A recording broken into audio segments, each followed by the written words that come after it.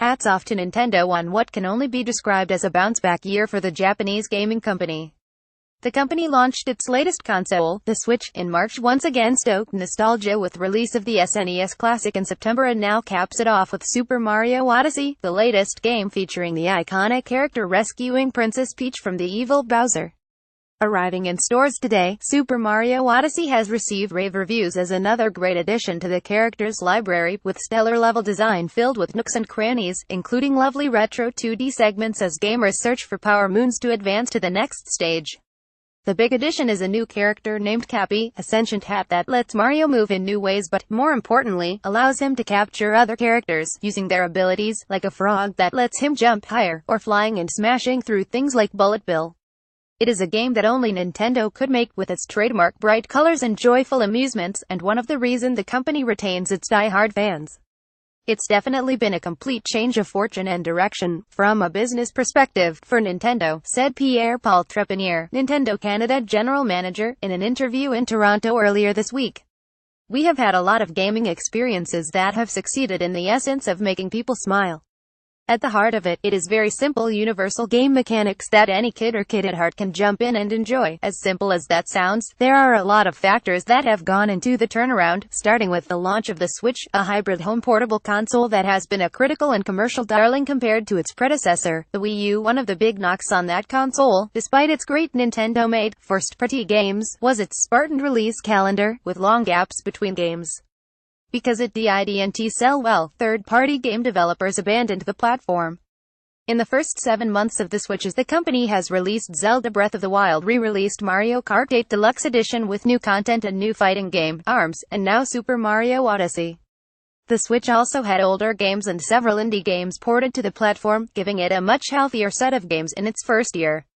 In any universe, the launch of a new Mario is a big game. The launch of a Zelda game is an even bigger deal, says Trepanier. We've had two in a launch year, so yes, that was a strategically critical decision to build these two pillars. That momentum and demand for the platform has resulted in third parties saying it'll make some games for this, too. Trepanier notes that Psyonix's beloved Rocket League will be coming this year, and Bethesda, a company that has long eschewed Nintendo platforms, will bring Skyrim to the console as well. The results for 2017 have been impressive, with the company selling the most consoles in September, and the company helping to contribute to 14.4% year-over-year overall industry growth for the first 9 months of the year. In Canada, the Switch has been the #1 selling console in 2017, with 209,000 units compared to the Sony PS4's 205,000. In fact, in September, 73% of console sales in Canada were Nintendo products, with a total 115,000 units split between the Switch, 3DS or SNES Classic. Trepanier says that the company's 3DS portable line remains strong. Its next big release is Pokémon Ultra Sun and Ultra Moon, arriving in November.